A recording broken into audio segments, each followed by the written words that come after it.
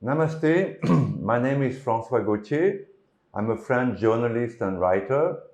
I have lived in India for a long time. I'm married to an Indian.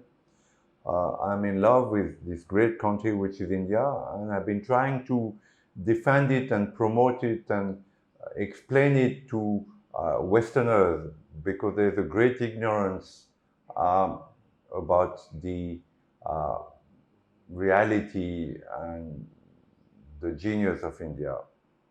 Now, today I want to talk about the museum that I'm building in Pune.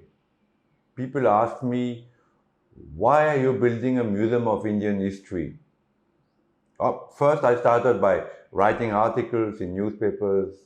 Then, after that, started writing books on Indian history. I've written 5, 6 books on Indian history.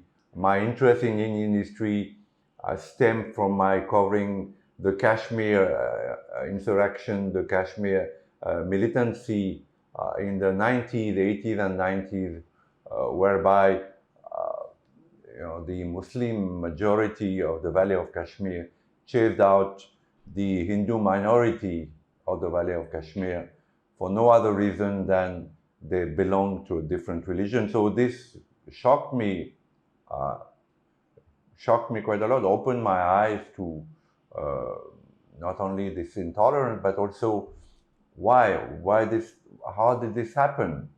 Well, I started reading Indian history, I started studying Indian history, and I discovered that it's not only a fascinating history, that glorious history that goes back long, long before many other civilizations, but also that it was a bloody history and that Indians should know about it. Hence, writing the books. And then I thought, the books have a limited life, limited shelf life. Now there's a book, even if it's a fairly, good selling books, doesn't last very long, 2, 3 years, 4, 5, 6 years maximum.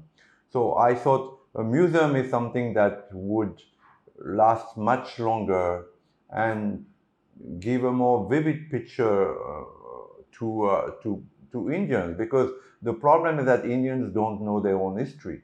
So if you're not rooted in your own history, if you don't know about your great warriors, about your great poets, also about the dark side of history, then you have no pride in your country. The problem today, uh, seeing Indians, even Hindus for that matter, is that they don't know about their own history.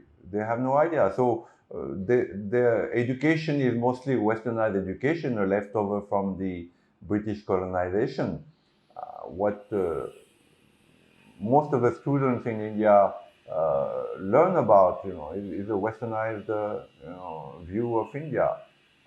So they become engineers and doctors, but no clue about who they are. As a Frenchman, I knew, I still do today, who were my warriors, who was Napoleon, who was Victor Hugo, who was the great poets like Baudelaire or Rimbaud, who was the great women warriors like Jeanne d'Arc. So I know about the glory of the French Revolution. So it makes me proud, and it makes Indian, French proud of being Frenchmen or French women. So this is lacking very badly in India. So this has been one of my tasks, and of course this museum is to show Indian history as it happened, because Indian history has not been written as it happened. It's been written mostly as the Britishers wanted it to happen. Or there are theories like the Aryan invasion theory, which is the very foundation of Indian history, which have been proved false. We know today that there was no such Aryan invasion, and rather that the Aryans, what Indians were called Aryans in the sense of not in the sense of a white skin, but in the sense of people who knew the truth. They went westwards, landed up in Iran, where uh, you know they Zarathustra religion was born, then in Greece, and then further into Europe, where there was a very strong Vedic influence on the Druids, on the Irish and French Druids. So important that the youth of India knows about its history, and hence its museum. This museum is an act of love. It's a Seva Museum, which my wife and myself do out of our free time. Entrance to the museum is free, and we entirely depend on donations. So this is also an appeal. This is your museum, Museum of Indians, Indian history as it happened. So it shows the glory of India.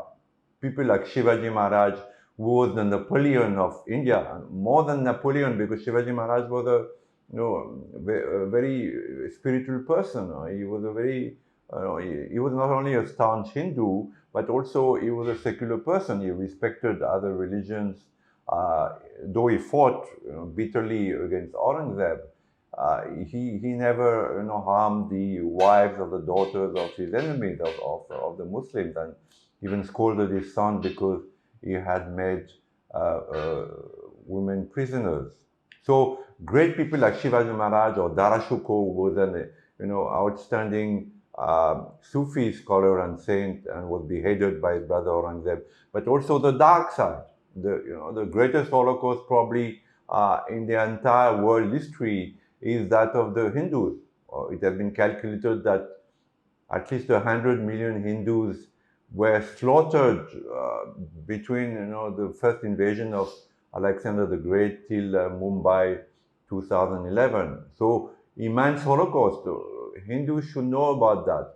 And people as they were, Aurangzeb, who has been praised by so many Western historians and Indian historians, Aurangzeb was a monster not only towards Hindus but to his own family.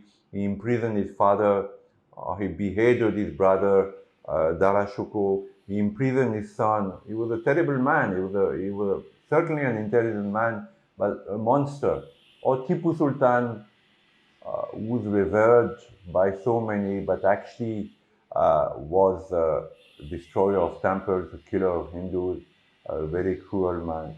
So we show history as it happened, the good and the bad. And ultimately the good prevailed because there were so many great warriors, like women warriors. If you take women warriors, for instance, we in France, we have only Jeanne d'Arc.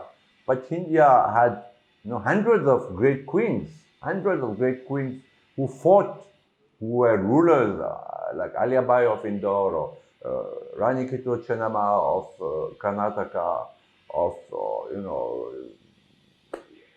Rani Durga, so many Sikhs and Hindus and Muslims, extraordinary women. Oh, so overall, if you look at this museum, you come out feeling proud to be an Indian. You know about your history, you know about your roots. So this is an appeal that you contribute to this museum. We have US tax exemption, Indian tax exemption. We are registered. We are a registered trust in India. We have FCRA.